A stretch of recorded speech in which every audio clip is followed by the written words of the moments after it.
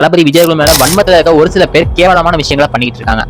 ஏண்டா அந்த மனுஷனுக்கும் அந்த ஒரு படத்துக்கும் எவ்வளவு தாண்டா பிரச்சனை கொடுப்பீங்க? கடைசியில பார்த்தா இந்த முழு படமே ஆன்லைன்ல லீக் ஆயிடுச்சு, அதுவும் HD பிரிண்ட்ல.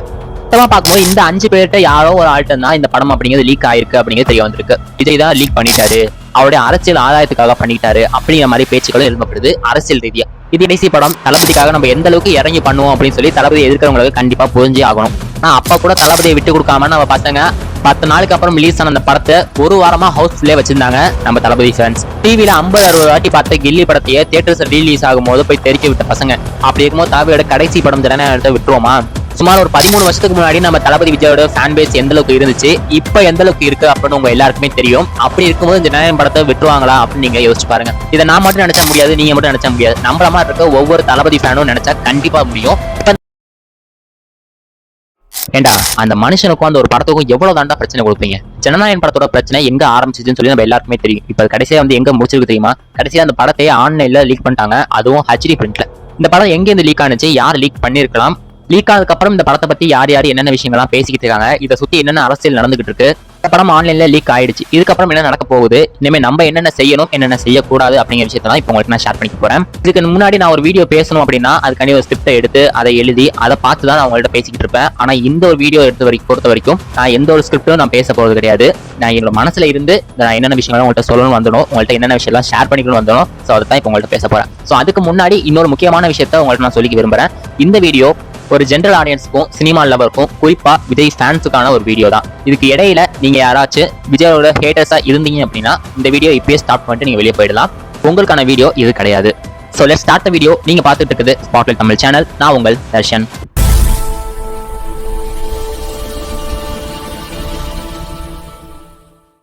ஸ்டார்டிங்ல இருந்து இப்போ வரைக்கும் என்ன நடந்திருக்கு அப்படிங்கிறத உங்கள்கிட்ட கிளியரா சொல்லிட்டு அதுக்கப்புறம் இந்த வீடியோ ஸ்டார்ட் பண்றேன்.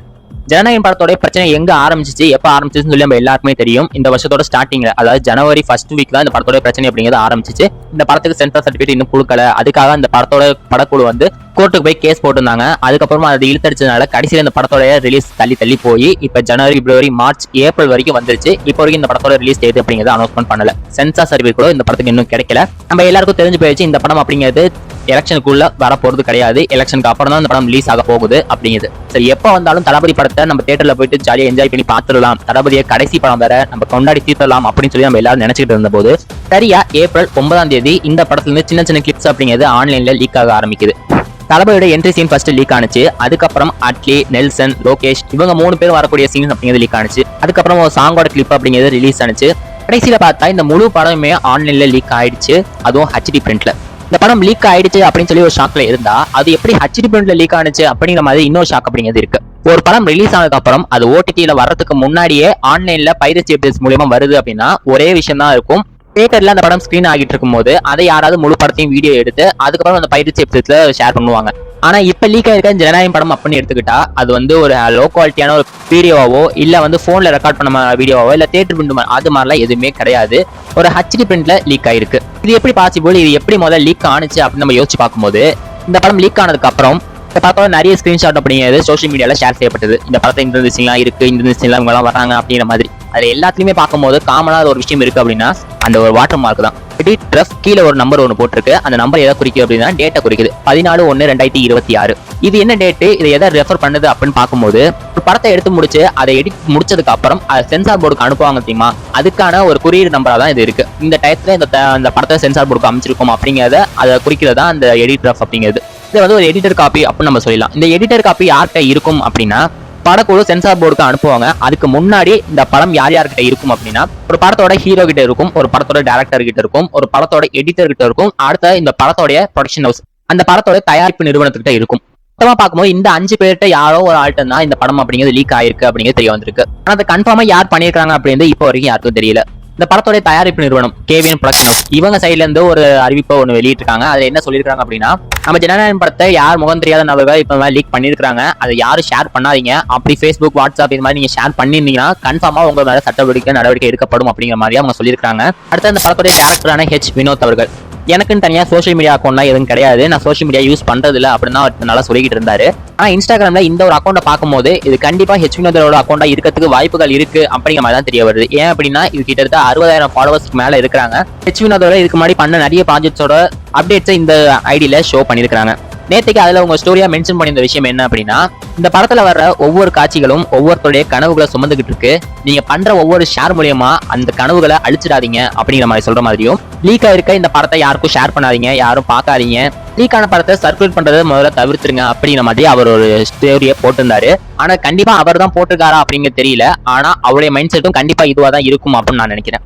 அதுக்கப்புறம் ரஜினிகாந்த், கமல்ஹாசன், சூர்யா, சிபிராஜ் இது மாதிரி ஏகப்பட்ட ஆக்டர்ஸ் ஜனநாயகம் படத்தை லீக் பண்ண விஷயத்தை பத்தி அவங்களோட கண்டனத்தை தெரிவிச்சிருக்காங்க. இது ஒரு பக்கம் இருக்க, தளபதி விஜய் மேல வன்மத்துல இருக்க ஒரு சில பேர் கேவலமான விஷயங்களை பண்ணிட்டு இருக்காங்க. அதுல என்னென்ன இருக்கு அப்படின்னா, முதல் விஷயமா 2025 குட் பேட் அக்லி படம் அப்படிங்கிறது ரிலீஸ் ஆனிச்சு. அந்த டயத்துல அந்த படத்தோட ரிலீஸ் டேட் அன்னைக்கு அந்த படத்தோட தியேட்டர் பிரிண்ட்டுக்கு பதிலா HD பிரிண்ட் அப்படிங்கிறது ரிலீஸ் ஆனிச்சு. அதுவும் இதே மாதிரி ஒரு அன்எடிட்டட் காப்பி அப்படின்னு நம்ம சொல்லிடலாம். இன்னைக்கு தேதியில விஜய் ஃபேன்ஸுக்கு எதிராக இருக்கிற அஜித் ஃபேன்ஸ் என்ன பண்றாங்க அப்படின்னா, இந்த ஜனநாயகம் படத்தை வேணுக்குனே சர்க்குலேட் பண்றாங்க. அதை ஓப்பனா இன்ஸ்டாகிராம்லயும் ட்விட்டர்லயும் அதை ஷேரும் பண்ணிக்கிறாங்க. நீ ஏன் ஸ்டாரோட படத்தை இப்படி பண்ணிட்ட, நான் உன் ஸ்டாரோட படத்தை என்ன பண்றேன் பாரு அப்படிங்கிற மாதிரி. அப்படிப்பட்டவங்களுக்காக நான் ஒரே ஒரு விஷயம் மட்டும் சொல்லிக்கிறேன். அது என்னன்னா, இப்போ விஜய் அவர்களை பத்தி நீங்க பேசுறீங்க. விஜய் அவர்கள் இந்த கடைசி படம், கடைசி படத்தை முடிச்சுட்டு அவர் இந்த சினிமா விட்டே போயிட்டாரு. இதுக்கப்புறம் அவர் சினிமாக்குள்ள வர போதும் கிடையாது, சினிமாவில் எந்த பிரச்சனை இருந்தாலும் பெருசா அவருக்கு பாதிக்க போறதும் கிடையாது. ஆனா உங்களோட ஸ்டார்ஸ் எல்லாமே திரும்பவும் சினிமாக்குள்ள தான் இருக்க போறாங்க. அது நீங்க யாரா வேணா இருக்கலாம், அது ரஜினிகாந்த் ஃபேனா இருக்கலாம், சூர்யா ஃபேனா இருக்கலாம், தனுஷ் ஃபேனா இருக்கலாம், அஜித் குமாரோட ஃபேனா கூட இருக்கலாம். இதே மாதிரியான பிரச்சனை திரும்ப உங்க ஸ்டார்ஸுக்கு வராது அப்படின்னு சொல்லி என்ன ஒரு நிச்சயம்? அப்படி உங்க ஸ்டார்ஸுக்கு வந்தா நீங்களும் அப்படிதான் பண்ணுவீங்களா? ஒவ்வொரு ஆக்டர்ஸ்க்கு நடுவுல ஒரு ஹெல்த்தியான காம்படிஷன் அப்படிங்கிறது இருக்கு. நம்ம என்ன மாதிரியான படத்தை எடுத்து நடிக்கிறோம், அந்த படத்துக்கு என்ன மாதிரி கலெக்ஷன் வருது, இது மாதிரி எல்லாமே அவங்களோட காம்படிஷன் அப்படிங்கிறது இருக்கு. ஆனா ஃபேன்ஸுக்கு இடையில இருக்க காம்படிஷன் என்ன அப்படின்னா, அந்த படத்தை நான் ஓட விடாம பண்ணணும், இந்த படத்தை நான் இழிவுபடுத்தணும் அப்படிங்கிற மாதிரி. அந்த விஷயத்தான் தவிர்த்துட்டு இப்ப நான் ஒரு விஜய் ஃபேனா, விஜய் படத்தோட ஃபேனா இருக்கிறேன்னா, அவருடைய ஒரு படம் ரிலீஸ் ஆகும்போது அந்த படத்துக்கு கலெக்ஷன் எந்த அளவுக்கு இன்க்ரீஸ் பண்ண முடியும், அந்த படத்தை எத்தனை வாட்டி போய் பார்க்க முடியும், ஏன் தளபதி நான் எந்த அளவுக்கு உயர்த்தி காட்ட முடியும் அப்படிங்கிறதா இருக்கணும். மற்றவங்களை மட்டம் தட்டி நம்ம உயர்றது பேரு வளர்ச்சி கிடையாது. அதை நீங்க புரிஞ்சுப்பீங்க அப்படின்னு நம்புறேன். சோ இதே ரெண்டாவது விஷயமா நாம பாக்குறது, இந்த படத்தை வேணுக்குனே விஜய் தான் லீக் பண்ணிட்டாரு, அவருடைய அரசியல் ஆதாயத்துக்காக பண்ணிட்டாரு அப்படிங்கிற மாதிரி பேச்சுக்களும் எழுப்பப்படுது அரசியல் ரீதியா. இது என்ன மாதிரி முட்டாள்தனமான ஒரு விமர்சனம் அப்படின்னு சொல்லி உங்க எல்லாருக்கும் தெரியும் அப்படின்னு நான் நினைக்கிறேன். அப்படி விஜய் அவர்கள் அவர் இந்த படத்தை அரசியல் காண்டி தான் எடுத்தாரு, இந்த படத்தை எலெக்ஷன் வரத கூட எல்லாரும் பார்த்தோம் அப்படின்னு நினைச்சாரு அப்படின்னா, இந்த படத்தை தியேட்டர்ஸ் ரிலீஸ் பண்ணாம OTT ரிலீஸ் பண்ணிட்டு போயிடலாமே. OTT பொறுத்த வரைக்கும் எந்த ஒரு சென்சார் கட்டுமே கிடையாது. அந்த படத்தை என்னமா எடுத்துருக்காங்களோ அதே மாதிரி ரிலீஸ் பண்ணிட்டு போயிடலாம். ஆனா அவர் நம்மளோட ரசிகர்கள் என்ன மாதிரியான நம்ம பார்க்க விரும்புறாங்க அப்படின்னு தெரிஞ்சுக்கிட்டு தியேட்டர்ஸ்ல ரிலீஸ் பண்ணணும்னு சொல்லி இப்போ வரைக்கும் போராடி தான் இந்த படத்தை ரிலீஸ் பண்ணணும் பார்த்துக்கிட்டு இருக்காங்க. அப்படிப்பட்ட ஒரு ஆள் தேவையில்லாம இந்த படத்தை எதுக்கு ஒரு இன்னொரு முகம் தெரியாத ஒரு நபர் மூலியமா லீக் பண்ணணும்? கொஞ்சம் யோசிச்சு பாருங்க, அறிவு இருந்தா உங்களுக்கே புரியும். அதுக்கப்புறம் சோசியல் மீடியால ஒரு சில போஸ்ட்டை பார்க்க முடிஞ்சு, இந்த படத்தை லீக் பண்ணது இவன் தான் அப்படின்னு சொல்லி ஒரு போட்டோ, அதுக்கப்புறம் கொஞ்ச நேரம் பார்த்தா வேற ஒரு போட்டோ, அதுக்கப்புறம் பார்த்தா இன்னொரு போட்டோ, இது மாதிரி போய்கிட்டே இருக்கு. அதெல்லாம் என்ன நடக்குது அப்படின்னா, ஒருத்தர் நமக்கு பிடிக்கல அப்படின்னா அவரோட போட்டோ எடுத்து போட்டு இந்த நம்பர் தான் இந்த படத்தை லீக் பண்ணிட்டாரு அப்படின்னு சொல்லி போட்டா எல்லாரும் அவரை போய் அடிப்பாங்க அப்படிங்கிற மாதிரி. ஸோ இந்த மாதிரி விஷயங்கள்லாம் பண்ணிட்டு இருக்காங்க. இந்த மாதிரி விஷயத்துக்குள்ள விஜய் ஃபேன்ஸ் யாரும் போய் மாட்டிக்காதீங்க அப்படின்னு நான் சொல்லுவேன். ஸோ அந்த யார் பண்ணியிருந்தாலும் சட்டப்படி அவங்க மேல ஆக்ஷன் எடுக்கிறதுக்கு ப்ரொடக்ஷன் ஹவுஸ் சைட்ல இருந்து ஏதாவது அவங்க பண்ணுவாங்க. கண்டிப்பா அது யார் லீக் பண்ணது அப்படிங்கிறது தெரிய வரும். அது அவங்க பார்த்துப்பாங்க. நம்ம என்ன பண்ணணும் இப்படி கேட்டா, படம் என்னைக்கு தியேட்டர்ஸ் ரிலீஸ் ஆகுதோ அதுக்குன்னு தனி ரெக்கார்டா நம்ம கிரியேட் பண்ணி ஆகணும். என்ன ப்ரோ அதான் தளபதி படத்துக்கு வருஷம் அதெல்லாம் நடக்குது அப்படின்னு கேட்டா, ஆனா அந்த மாதிரியான ரெக்கார்டா இந்த படம் அப்படிங்கிறது இருந்தக்கூடாது. ஏன் அப்படின்னா இந்த படத்தோட லீக்டு வெர்ஷன் அப்படிங்கிறது லீக் ஆயிடுச்சு. முழு படத்தையுமே நிறைய இடங்கள்ல நிறைய பேர் பார்த்திருப்பாங்க. அதையும் தாண்டி இந்த படம் வந்து ஒரு கலெக்ஷன் வைஸ் ஒரு ரெக்கார்டு பண்ணுது அப்படின்னா அதுதான் நம்ம தளபதி பின்னாடி இருக்க ரசிகர்கள் அப்படின்னு நம்ம எல்லாருக்கும் தெரியும். இன்னைக்கு தேதி வரைக்கும் தமிழ்நாட்டுல டே 1 கலெக்ஷன்ல ஹையஸ்ட் கலெக்ஷன்ல இருக்கிறது நம்ம தளபதி விஜயோட பீஸ்ட் மூவி. கிட்டத்தட்ட 39 கோடி ரூபாய் தமிழ்நாட்டுல மட்டும் டே 1ல கலெக்ட் பண்ணிருக்கு. அந்த ரெக்கார்டை இந்த ஜனநாயகம் படம் அப்படிங்கிறது பீட் பண்ணணும்.